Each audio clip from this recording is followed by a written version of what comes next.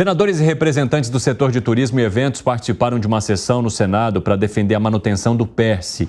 Quem vai trazer as informações para a gente é o Bruno Pinheiro, porque esses representantes alegam que a extinção do programa pode colocar em risco os empregos neste setor. E aí, Bruno, o que você conta para a gente? Bem-vindo, meu amigo. Oi, Evandro, vamos lá, que bom falar contigo. Essa retomada do setor de eventos, né, tem uma ampla discussão e os representantes alegam uma quebra de acordo e uma quebra de confiança também no governo federal. Alegam, inclusive, que esse orçamento, esse recurso, esse incentivo para este setor já estava na LDO, que é a Lei de Diretrizes Orçamentárias. E não tem, por qual motivo, acabar, então, com esse incentivo que eles ainda estão se recuperando do isolamento da época do enfrentamento à Covid-19, que afetou, inclusive, a rede hoteleira, que reduziu e muito, na verdade, mas que o setor de eventos gera diversas vagas oportunidades. Então, que é importante continuar com esse incentivo neste momento. Numa audiência, uma sessão que teve hoje um pouco mais cedo no Congresso Nacional, com diversos representantes, o deputado Felipe Carreiras também voltou a falar sobre este assunto, que ele não é a favor da revogação e que esse incentivo ajuda e muito esses representantes e o setor como um todo. Vamos ver. Se os pontos que a equipe da Fazenda nos traz para dizer das suas dúvidas ou para dizer dos motivos que levaram-no ao Ministério da Fazenda a propor a revogação de itens do PES, abatendo-se de forma dolorosa sobre o setor de hotelarias, que nos apresente. Nós não estamos aqui longe de nós, nos esquivando de receber essas informações que sejam trazidas e que sejam comprovadas. Por exemplo, de que o governo já dispusera de 17 bilhões de reais, quando os senhores e as senhoras do setor informam-nos que foram algo mais do que 6 bilhões, menos do que 7 bilhões. Evandro, esse assunto rende e muito ainda, na verdade, dentro do Congresso Nacional, já que ele veio naquela esfera também, na mesma esteira, sobre a reoneração da folha de pagamentos. E aí, quando retomou que o governo aceitou enviar essa reoneração só mais lá na frente, através de um projeto de lei, o PERSE também ficou de fora para uma outra discussão. O senador veneziano Vital do Rego também voltou a falar sobre este assunto, que ele acha também que é importante aumentar a discussão, mas que isso ajude muito o setor, seja de eventos, setor de hotelaria e os outros setores que são contemplados com esse incentivo do governo federal. Vamos ver. O que mais nos surpreende é que os recursos para o programa já estão previstos na Lei Orçamentária de 2024. O custo do programa já tinha sido estimado pelo próprio governo e colocado em lei. Esse cenário de segurança compromete a continuidade da recuperação do setor, que, aliás, em novembro, por exemplo, foi o setor que mais empregou no Brasil, batendo 14.900 vagas de emprego formais, segundo o CAGED. Bom, do Bruno a gente vai conversar aqui com a Janaína Camelo, que vai trazer também uma reunião com um tema parecido. Bruno, até daqui a pouco, Janaína já está conectada, por quê? O ministro da Fazenda, Fernando Haddad, se reuniu com o presidente da Câmara dos Deputados, Arthur Lira, e também com os líderes da casa, para falar também do PERSE. Ô Janaína, e aí tem um projeto de lei sobre esse tema que deve ser enviado ao Congresso. Como é que o governo vai lidar com essa questão? Bem-vinda. Exatamente, Evandro. Boa tarde a todos que nos assistem. Foi uma decisão em comum acordo aí entre o Congresso e o governo nessa reunião que aconteceu mais cedo aqui na residência oficial da Câmara dos Deputados. Ou seja, o governo que até dias atrás dizia que não abriria mão de jeito nenhum do fim do PES dentro daquela medida provisória que foi enviada no final do ano passado, agora voltou atrás e disse que então vai construir um texto, sim, juntamente com o Congresso, uma nova proposta, né? Então, só lembrando, o PES é um programa de incentivo ao setor de eventos, né, que foi criado na pandemia, prevendo uma série de benefícios, como, por exemplo, a isenção tributária, justamente para ajudar aquelas empresas que foram prejudicadas nessa época da pandemia. Então, é um programa temporário, mas que recentemente o Congresso decidiu que ele poderia valer até 2027, só que aí o governo decidiu acabar com esse programa a partir de abril deste ano, e isso ficou estabelecido nessa medida provisória, que faz parte daquele trabalho do governo de tentar aumentar a arrecadação. A mesma medida provisória que previa também a reoneração dos 17 setores da economia, né? Então, isso acabou causando um forte embate aí com o Congresso, porque boa parte dos parlamentares, de fato, pressionam aí pela manutenção do PES. Então, depois dessa reunião, quem falou aqui foi o líder do governo na Câmara dos Deputados, que é o deputado José Guimarães, do PT, e ele explicou o que ficou decidido então. Vamos ouvir.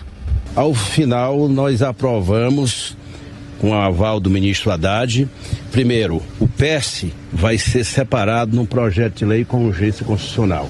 O ministro Haddad o encaminhará através da Casa Civil para a Câmara e nós assumimos o compromisso de votá-lo até final de março, começo de abril, no caso do PES.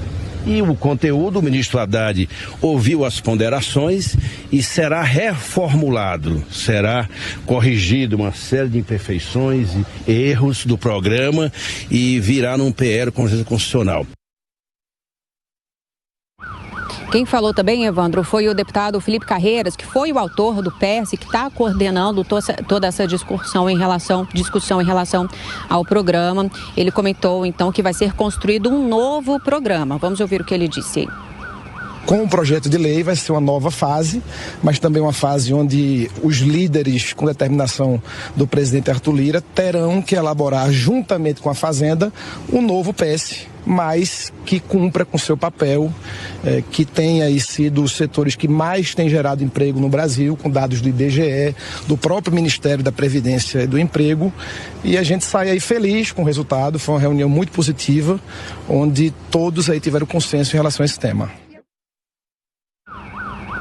Evandro, já estava previsto que o ministro Fernando Haddad, ministro da Fazenda, se reuniria com os líderes da Câmara justamente para apresentar dados que justifiquem que não haveria necessidade mais do PES.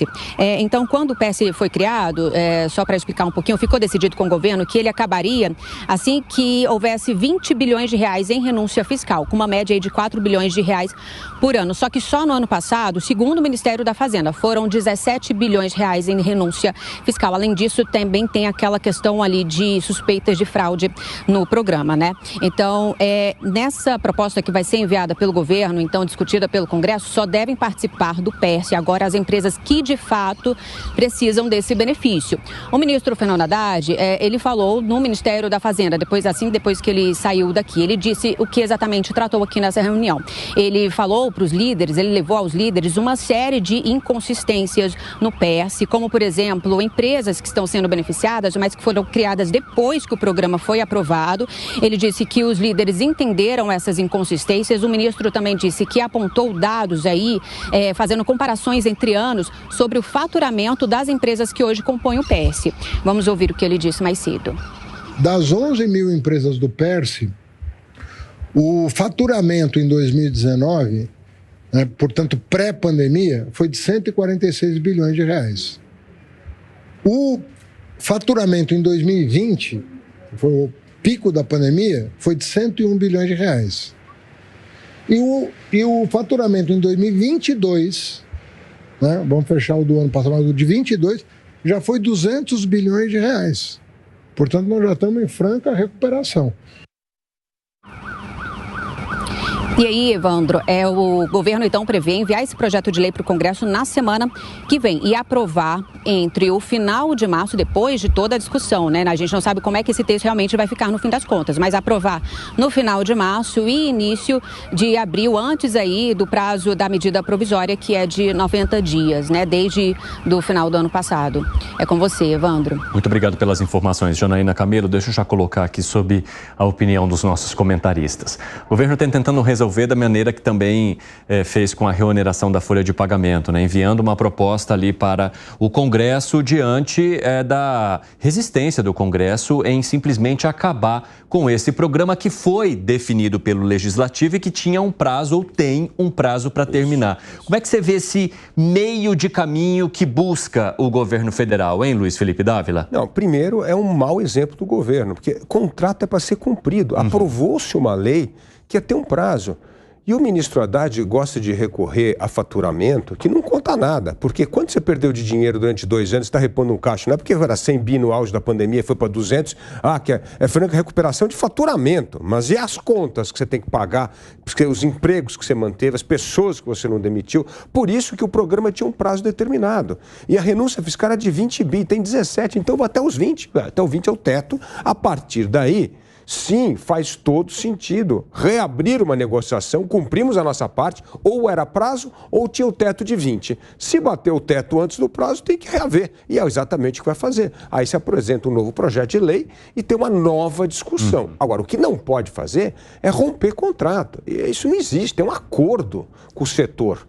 Então o setor entendeu aquele tempo que com 20 bilhões de subsídio, que eles conseguiriam atravessar a questão da pandemia e recuperar parte do caixa perdido por causa de ausência de evento durante a pandemia. Então essa é a conta que está em todo mundo. Você chega para mim, você tira o chão, fala, não, agora acabou? Não, não pode.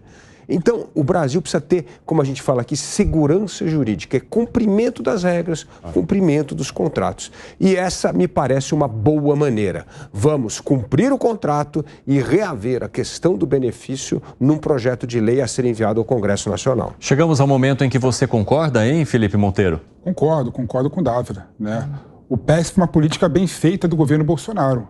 É bom lembrar que o PES, ele surgiu para socorrer os setores que mais sofreu durante a pandemia. Setor da hotelaria, setor de eventos, bares e restaurantes, de turismo. Vários bares faliram, vários restaurantes faliram. E esses setores são de setores de serviços que mais empregam na economia. E o que você acha do governo não querer cumprir esse contrato? Eu acho um absurdo, porque essas empresas, quando aderiram ao PES, aderiram com planejamento tributário de que iriam ficar com isenção do imposto federal até 2026. Então ela fez todo o planejamento dela de recuperação. Tem empresas que não se recuperaram ainda. Então o que o Haddad coloca de querer comparar o faturamento de 2023 com 2021 é completamente um erro, porque tem empresas que pegaram empréstimo do banco e não estão conseguindo pagar esses empréstimos. Eu conheço bem o setor, não é? Então tem que respeitar o planejamento tributário, tem que respeitar a regra do jogo. Não dá para você querer dar um cavalo de pau no meio da estrada, né? Querer mudar a regra do jogo com o jogo correndo. Então é um absurdo, realmente. Então, eu concordo com o Dávila, não é? Até 2026, eu espero que o governo cumpra esse contrato. Se tem empresas que utilizaram o PES para sonegar de forma irregular, que seja punido. Mas não dá para você punir todo o setor que sofreu com a pandemia e é o setor que mais emprega no Brasil. Finalmente as cornetas da paz tocaram aqui nesse programa. Eu não levantei para dar um beijo, porque não ficaria bem. Parabéns. Não sei o que aconteceu, um milagre. A cantar aqui o coral. Lá, lá, lá, lá, lá, lá, lá, lá. Vai lá, Não, concordo absolutamente com o que os colegas trouxeram aqui. Mas o outro argumento, né, que o ministro Fernando Haddad ele traz, é que tem irregularidades, então já que tem essas irregularidades, tem empresa que está ganhando, não deveria estar ganhando, tem acesso ao benefício, etc. Então vamos acabar com isso. Isso não faz sentido. Seria o mesmo aqui que eu disser, olha, então vamos acabar com o Bolsa Família, porque também tem irregularidades no Bolsa Família, tem pessoas que recebem o benefício e não deveriam estar recebendo. Eu vou acabar com a aposentadoria, porque também tem pessoas que recebem aposentadorias lá, o parente já morreu, tem acesso à conta, etc. Isso não faz o menor sentido, tem que acabar com a fraude e respeitar os contratos. Não pode fazer algo nesse sentido via medida provisória, né? Porque aí já tem um efeito imediato. Seria muito melhor vir um projeto de lei. Se o Congresso concordar com isso, tudo bem. Aí eu acho que tem que cumprir o prazo, mas via projeto de lei ainda tem ali algo muito mais democrático, uma medida provisória. Gustavo Segrei, nesse ponto você entende que o Legislativo agiu corretamente ao se colocar completamente contra esse movimento do governo, ao não abrir brecha para o governo para fazer da maneira como ele queria, que era simplesmente acabar com essa proposta, em vez de punir aqueles que cometem irregularidades, mas manter também um auxílio para aqueles que estão atuando da maneira correta? Para mim, Evandro, essa discursiva de que temos que acabar com os benefícios porque tem irregularidades é pura narrativa. E justifico. Em maio desse ano 2023, do ano passado, o governo sancionou a lei do PERSE e sancionou junto com isso a isenção a zero das contribuições sociais das companhias aéreas até 31 de dezembro de 2026. O PERSE estabelecia que quem não paga são 32 QNAEs, QNAEs são os Códigos Nacional de Atividade Econômica, são 32, entre os que incluem bares, restaurantes, empresas de eventos, hotelaria e também vinculados com transporte. Quando determinou-se essa situação, eles não pagariam até 31 de dezembro nem PIS, nem COFINS, nem imposto de renda, nem contribuição social sobre lucro líquido, que são, fora o IPI, são empresas basicamente de serviços, não tem IPI, então todos os impostos federais vinculados com o processo estariam isentos. Até aí, maravilha. Quando o governo, que sancionou a lei em 2023, vê agora a necessidade de modificar isso, é porque ou não fez bem as contas, ou porque não calculou que não ia receber esse dinheiro, ou porque continua gastando muito e precisa arrecadar como seja, e aí vejo uma caixa importante para tirar. O que propiciava essa medida provisória que o governo estava querendo impor? A partir de abril, as empresas do PERSE iam começar a pagar de novo PIS e COFINS. E a partir do 1º de janeiro de 2025, iam continuar a pagar imposto de renda e contribuição social sobre lucro líquido. Mas, como muito bem diz Felipe, muitas dessas empresas, mesmo tendo faturamento, o governo não consegue entender. O presidente e o ministro não entendem que faturamento não é lucro, não está vinculado uma com a outra. Você pode vender muito e se a tua contribuição marginal é negativa, quanto mais você vende, mais você perde. Então, não é uma questão lógica, assim, fatura um monte, então deve estar bem. Não necessariamente. E aí, a situação pela que está sendo colocada é: muitas dessas empresas se endividaram, têm coisas para pagar a longo prazo e teve muitos investimentos, inclusive posteriores à pandemia, que entraram esses investimentos por causa do PERSE.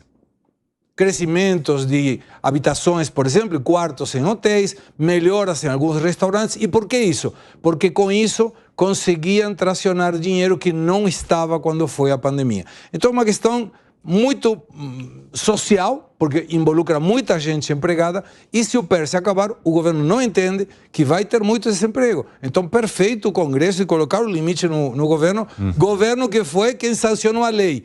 Mas, enfim, são coisas que nós já conhecemos. Tenho 50 segundos para você arrematar, Dávila. Não, é isso mesmo. Acho que tem unanimidade aqui e é isso aí. Faz o governo, se quiser revisitar um contrato, precisa fazer por meio de projeto de lei e, enquanto isso, honrar o contrato que assinou. Fala, Gani. Não, exatamente, né? Acho que medida provisória foi um tiro no pé, projeto de lei é do jogo. Se o Congresso validar, tudo bem, tá tudo certo. Eu acho que não valida. Arremate, Monteiro. Não, é isso aí, concordo com o que foi colocado aqui. Realmente, espero que o governo volte atrás nessa política, espero que haja uma discussão ampla no Congresso Nacional e faça com que retorne, né, o PES da forma como foi constituído em 2021.